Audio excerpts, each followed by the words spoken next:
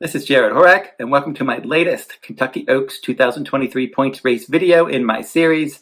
And in this video, I'm going to be doing the Goldenrod Stakes from Churchill Downs on Saturday, November 26th. Some upcoming videos in this series. I'm going to be doing the Demoiselle Stakes from Aqueduct on December 3rd. Also on December 3rd, the Starlet Stakes from Los Alamitos Racecourse. On December 26th, the Untappable Stakes from Fairgrounds. And then the first video that I will be doing next year in this series will be the Santa Ynez Stakes from Santa Anita Park on January 1st. So stay tuned to my YouTube channel for all of the Kentucky Oaks 2023 points race videos. Now, if you're interested in my full card analysis from Del Mar, and Del Mar runs until December 4th, head on over to therunawayhorse.com.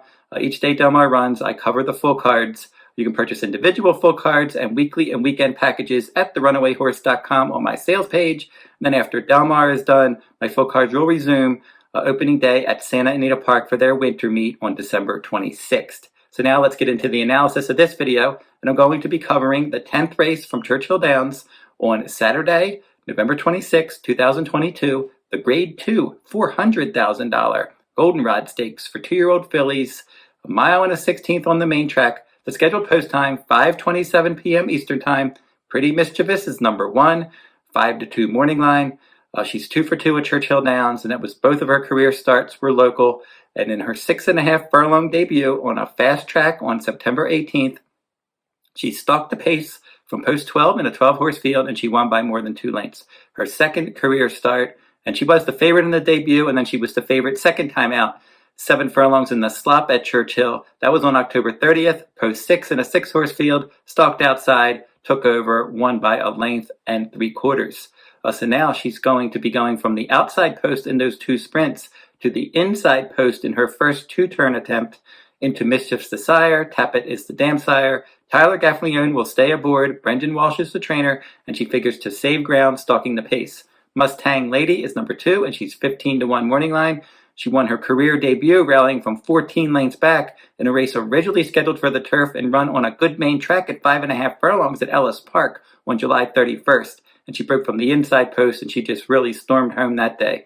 She was 23-1 there, and then she was 25-1 second time out in a stakes race.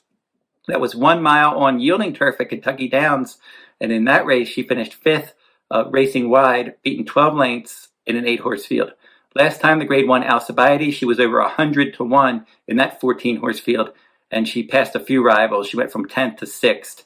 Rafael Bejarano rode her that day. She was beaten 7 lengths. She's really going to need to step up her game, and she's probably going to be pretty far back early and trying to get involved late. Number 3, American Rockette. This one is a daughter of American Pharaoh, and Bill Mott is the trainer, and she looked good in her career debut, a race originally scheduled for the turf at Saratoga on a good main track. She rallied from 7th.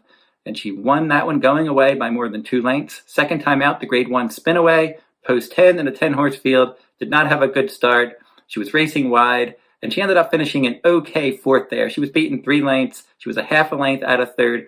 Wonder Wheel was 2nd. She's your likely 2-year-old filly champion. And then last time, the Grade 1 Frizette, she caught the slop. Again, not an awful effort. She ended up finishing 4th, beaten 7 lengths. She passed a couple rivals. She was last early. So now she's going to stretch out around 2 turns because that 1 turn, that 1 mile race at Frizette, in the Frizette last time was a 1-turn mile. So now in her 4th career start, she's going to go from 5.5 furlongs to 7 furlongs to 1 mile to now a mile and a 16th around 2 turns. And I think that she's drawn a good post and she can sit back, rally, and maybe get a piece of this. Number 4, Hoosier Filly, is the horse to beat in here. She's the even money favorite, and she's 2 for 2 lifetime. Both wins were at Churchill.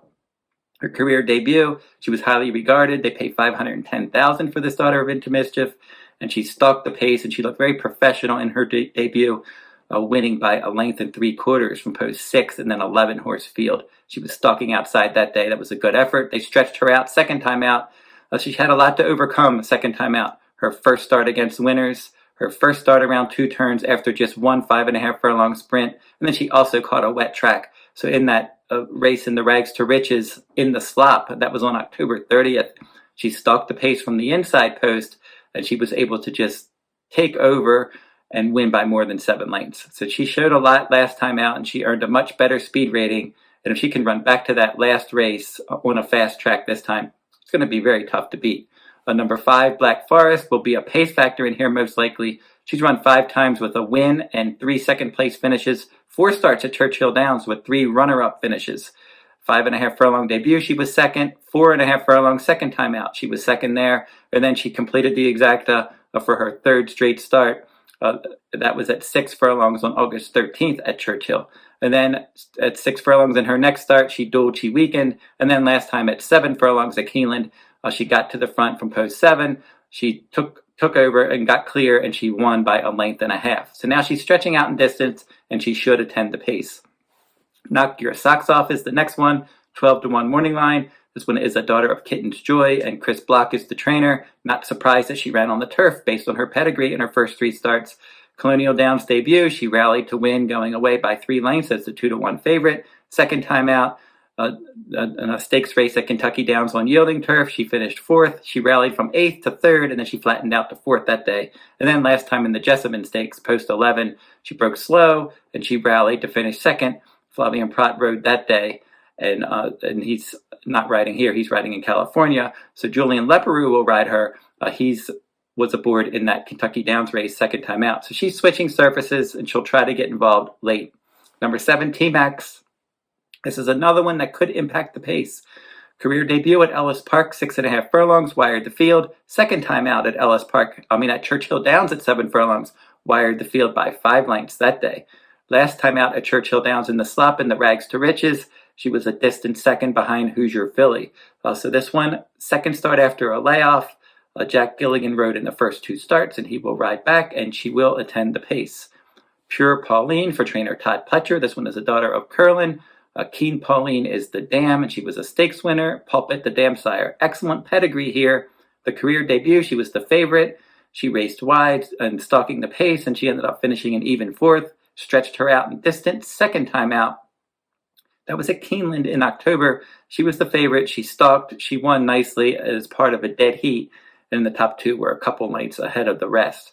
So she did run better second time out, but she's going to have to run much better again to compete with some of the favorites in this race. Take Charge Briana is next for trainer D. Wayne Lucas. This one is a daughter of Curlin, and Warfront is the dam sire, and she's already run 5 times. She was 4th in her debut in a sprint, and then 3rd second time out.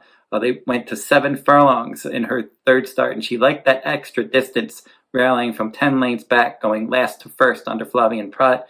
Then in the Alcibiades, she was no threat from post 12. She was sitting back in 14th and last for a lot of the running, and then she passed a few horses, finished 10th, beaten 20 lengths. She was in the Myrtlewood Stakes at Keeneland at 6 furlongs when they turned her back last time, and she showed some late interest. She was 16 lengths back early, sitting 9th in a 10-horse field, and she ended up finishing a well-beaten 4th. She just missed 3rd there. I think she just ran out of ground there, and now she's going to stretch back out. She'll probably be pretty far back early trying to make a late run. Defining Purpose ran a much better race second time out. She's number 10 in here, and she's 15-1 morning line for trainer Ken McPeak. This one's a daughter of Cross Traffic. Her career debut, mile and a 16th at Keeneland. She ended up, that was the race that Pure Pauline ended up in a dead heat. And this filly in that race ended up finishing from post 11. She was 5th in that 11-horse field. But then second time out, she ran a much better race. She got to the front from the inside post. She controlled the pace, and she was able to win by 6 lengths. So now her first start against winners from the outside post. She is meeting other speed, but she is definitely on the upswing. So I think this race definitely, it just goes through the favorites in this race, and I think it's going to be tough to beat the morning line favorite, number 4, Hoosier Philly, and she'll be my top choice in here. She was excellent and professional in her debut, and she overcame a lot second time out to win nicely again. And if she can just duplicate that last race, they're not going to beat her. She can go and sit a good stalking trip in here. I think from post 4, she should sit a nice comfortable trip. There's a few speed horses that I think she'll pounce on them, get first run, and win this race. My second choice is Pretty Mischievous, number 1. She's 2 for 2 as well, and I think she's going to save all that ground, stalking the pace. But the main difference between the top 2 or the 2 favorites in here, Hoosier Philly ran a faster race last time, and then she also has that experience around 2 turns. Then my third choice will be the 3, American Rockette. I like that debut effort.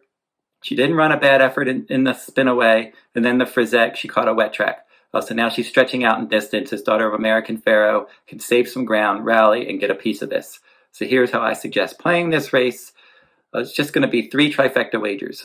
Number 4, Hoosier Filly. I'm going to key her on top of the 1 and 3. And then I'm going to play a trifecta 4 with 1-3 with all, and 4 with all with 1-3.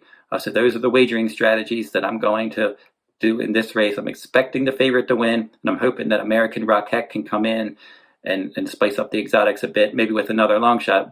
Wouldn't mind that at all. Could have that trifecta as well. So don't forget to like, subscribe, and comment if you like this content. And that will wrap up this video. My next video this week is the Kentucky Jockey Club Stakes, a Kentucky Derby 2023 points race. And stay tuned to my YouTube channel. I will be posting that one shortly. Until then, good luck at the races.